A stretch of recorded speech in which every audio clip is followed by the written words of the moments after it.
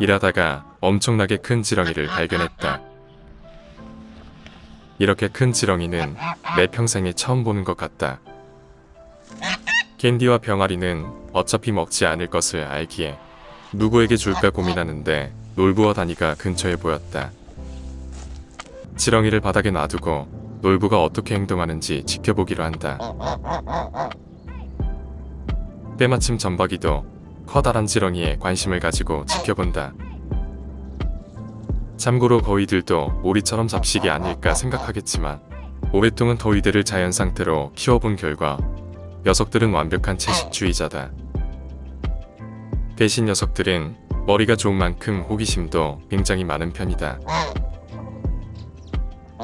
시간이 지나자 꿈틀거리는 지렁이를 보고 놀부가 조금씩 다가오기 시작한다. 내가 예상했던 시나리오는 놀부가 다니에게 지렁이를 양보하지만 다니가 먹지 않자 놀부가 먹을 거란 거였다. 하지만 내 기대와는 달리 놀부는 그냥 커다란 지렁이를 육수 먹듯이 순식간에 삼켜버렸다. 요즘 골드와 흥부를 위한 닭장 만드는 작업을 틈나는 대로 진행 중이다. 가로 세로 높이가 2m인 조립형 비닐하우스 2개를 소형 닭장으로 만들고 그곳에선 녀석들이 팩에 5마리와 살도록 할 생각이다. 거의 다 만들었는데 부품 몇 개가 빠진 상태로 배송이 되어 추가 부품을 기다리고 있는 중이다. 태양이와 제리가 있는 닭장과 멀리 떨어진 곳에 설치한 이유는 불필요한 싸움을 피하도록 하기 위해서다. 기존에 있던 닭장보다 많이 작을 수도 있지만 잠만 자는 용도로 사용할 계획이므로 6마리의 닭이 생활하기엔 부족하지 않을 것이다. 앞으로 소형 닭장이 완성되면 이곳 작은 숲속 왕국엔 혈기왕성한 5마리의 수탉들이 각자의 영역을 가지며 공존하는 춘추전국 시대가 될 것이다. 그 속에는 자신이 가진 것에 만족하며 살아가는 수탉들도 있을 것이고 또 더 많은 것을 가지기를 원하는 욕심 많은 수탉들도 있을 것이다. 그 중에서도 가장 큰 관전 포인트는 아무래도 태양이와 골드 간의 권력 다툼이 아닐까 싶다. 병아리들은 내가 닭장 문 쪽으로 가면 굉장히 좋아하며 나를 반긴다. 내가 갈 때마다 먹을 것을 챙겨주니까 병아리들은 나를 아주 좋은 집사로 인식한 것 같다. 오늘 나는 태어난 지 10일이 지난 병아리들에게 첫 번째 외출을 허용한다. 9마리나 되는 병아리들을 캔디와 내가 둘이서 잘 보호해야 하는 부담감이 있지만 그동안 키웠던 다른 병아리들에게도 10일 정도만 되면 첫 번째 외출을 허용했다. 그동안 좁은 닭장 안이 세상의 전부라고 생각했던 병아리들에겐 세상은 너무나 넓고 위험하다. 때마침 크리미와 토리가 함께 캔디에게 다가온다. 병아리들 중에는 아직 세상이 무서워 쉽게 나오지 못하는 소심한 녀석도 있다. 너무 많은 숫자의 병아리들을 보고서 크리미는 놀란 듯 녀석들을 바라본다. 그리고 병아리들도 덩치가 커다란 크리미를 보고서 마찬가지 놀란 듯 도망다닌다. 앞으로 병아리들이 크리미를 믿기까지는 꽤 오랜 시간이 필요할지도 모르겠다. 결국 크리미가 무서워서 병아리들은 모두 닭장 안으로 들어가 버렸다. 본인의 의도와 관계없이 이렇게 되어버리자 어쩔 수 없이 크리미는 토리에게로 돌아간다. 크리미가 멀어지자 병아리들은 다시 닭장 밖으로 나왔다. 병아리들이 믿을 수 있는 건 역시 엄마밖에 없다. 앵두! 앞으로 병아리들이 닭장 밖에서 안전하게 돌아다니려면 앵두의 도움이 필요하다. 대장 고양이 앵두에게 내가 키우고 있는 병아리들을 소개하고 나면 머리가 좋은 앵두는 금방 내 의도를 파악한다. 앵두!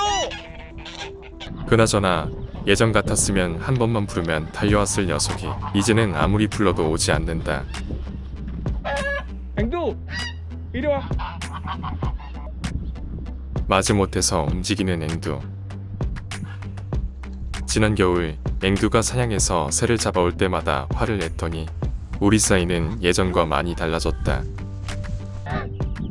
하지만 머리가 좋은 앵두는 내가 새 사냥을 싫어한다는 것을 알았으니 그 일을 후회하지는 않는다. 맹수가 바로 옆에 왔지만 캔디와 병아리들은 전혀 두려움을 느끼지 않는 것 같다. 그리고 앵두도 병아리들이 바로 옆에 있지만 아무 생각이 없는 것 같다.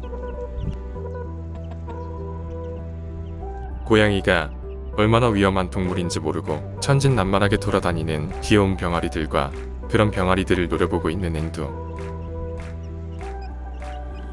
지금 병아리들은 참새보다 조금 더 큰 크기이기 때문에 고양이들이 사냥하겠다고 마음만 먹으면 언제든 사냥할 수 있다.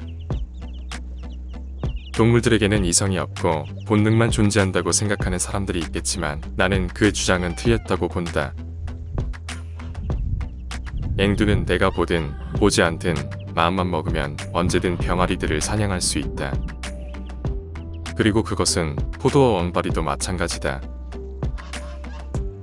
솔직히 고양이들은 병아리뿐만 아니라 닭들도 쉽게 사냥할 수 있을 만큼 날카로운 이빨과 발톱을 가졌다. 하지만 녀석들은 집사가 싫어하는 게 무엇인지 정확히 알고 있으며 넘지 말아야 할 선을 넘지 않는다고 본다. 머리가 좋은 앵두는 나를 안심시키기 위해 애교를 부리기 시작한다. 하지만 시간이 지날수록 병아리들 옆에 있는 게 불편함을 느끼는 앵두. 녀석은 선행을 하고 싶은 본능과 집사의 병아리들을 해치지 않아야 한다는 의리 사이에서 갈등을 느끼는 것 같다. 결국 병아리들을 지켜보던 앵두는 나와 병아리들을 번갈아 보더니 다른 곳으로 가버린다. 이제 앵두에게 병아리들을 소개했으니 앞으로 캔디 가족은 편안하게 외출을 할 수 있게 되었다. 내가 생각하는 가장 좋은 건 크리미가 바로 옆에 붙어서 경호를 해주는 것인데 과연 크리미가 그것을 해줄까? 잠시 뒤 이번에는 크리미와 토리가 함께 병아리들을 보러 왔다. 거위들이 다가가자 병아리들은 무서워서 모두 닭장 안으로 들어가 버리고 캔디도 토리가 다가오지 못하도록 경계한다.